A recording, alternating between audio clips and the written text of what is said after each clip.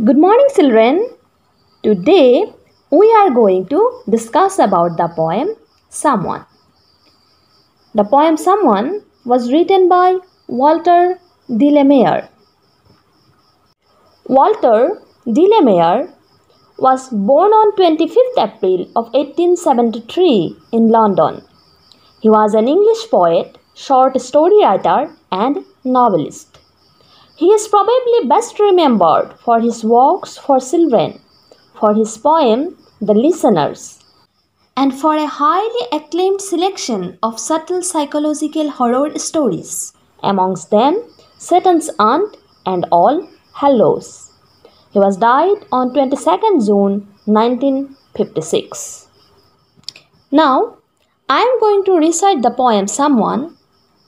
Everyone, listen carefully and try to recite with me.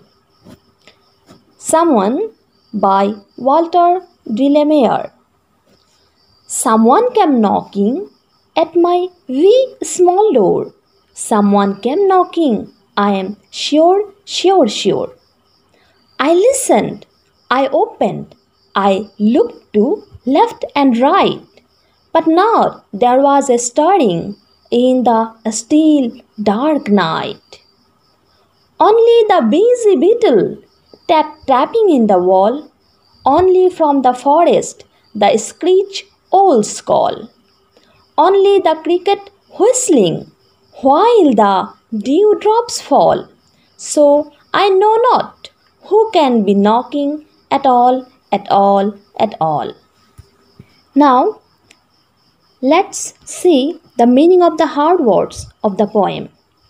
We, very small in size, আকাৰত নিচেই সৰু, not, nothing, একো নহয়, একো নাই, starring, moving, চলাচল কৰা, beetle, an insect, এবিধ পতংগ, গোবৰুৱা বা জিল্লি পোক, screech, a loud, unpleasant sound, চেঁচেউনি, cricket, a small, jumping insect that makes a loud sound, whistling a buffering, whistling, making a musical tune with lips, খুহুৰীয়া বা খুহুৰি মাৰি থকা, dew, a very small drop of water that falls on the ground, near.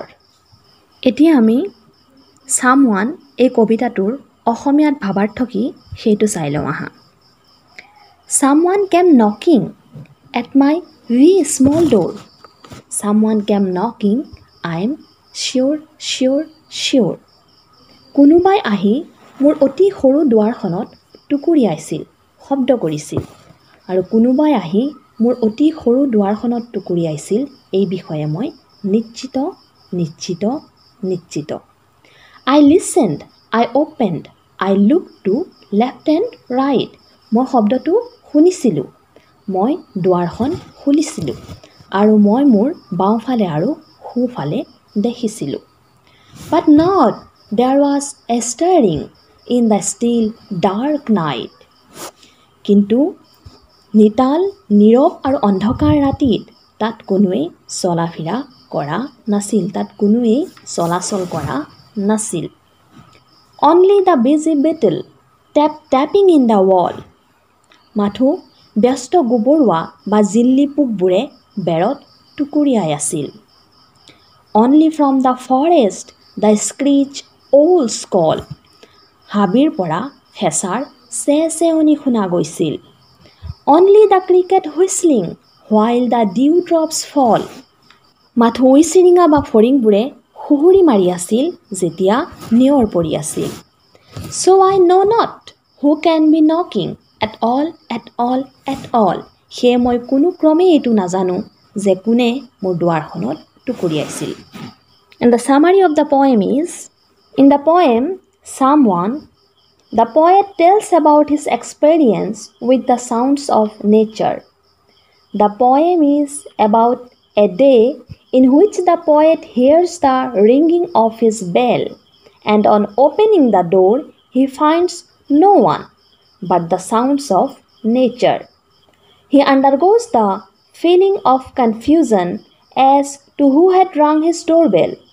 The poem is found surrounded by mysterious theme. It can be inferred that the knocking of the door is a symbolic of the call of nature. Humans in their practical life are so bound by the artificialities that they have stopped considering the beauty of nature.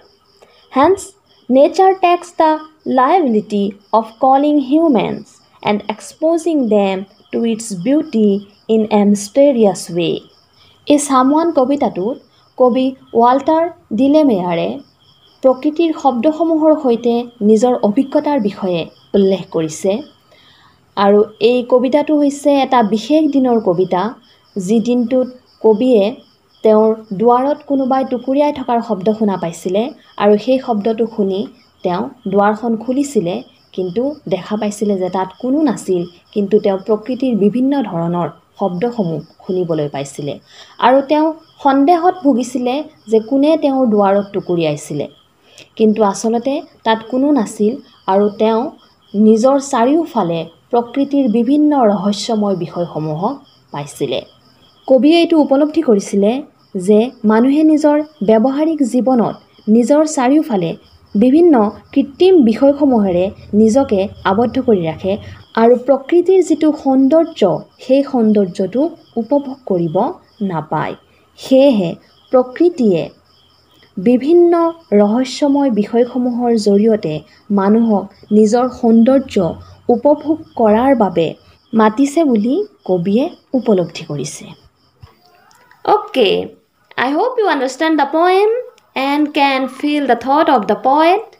In our next class, we will discuss about the activities of the chapter.